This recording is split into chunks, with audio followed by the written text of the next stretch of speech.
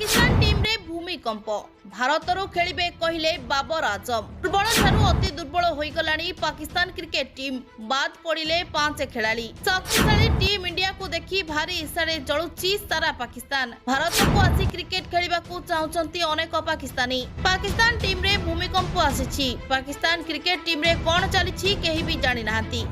एबे पाकिस्तान सबुठारु लोकप्रिय क्रिकेट खेलाड़ी भारत रे आसी रहिबाकू आ क्रिकेट खेलिबाकू इच्छा करछंती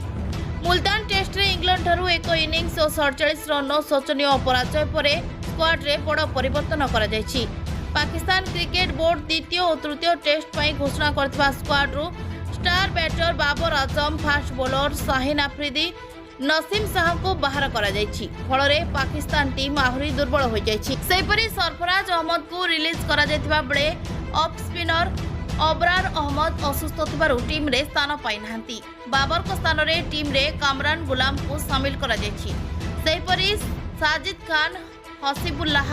मेहरान मुमताज एवं जाहिर महमूद को स्क्वाड रे स्थान मिलिछि द्वितीय टेस्ट अक्टोबर 15 रु खेला जिवो गत वर्ष पर्यंत पाकिस्तान कैप्टेन थिबा बाबर देशर 1 नंबर बैटर थिले 2022 नवेम्बर परठारु टेस्ट क्रिकेट रे से अर्धशतक मध्य हासिल करि पारनाहंती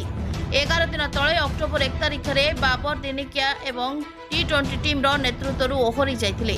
साहिल और नसीम को क्षेत्र में मध्य एही समस्या देखा मिली दुहे पाकिस्तान मुख्य फास्ट बॉलर होइथिले मध्य लगातार विकेट हासिल करिबारे विफल होइछंती तेबे एही टीम आगो को जीति पारिबो कि नाही ता देखिबाकू बाकी अछि।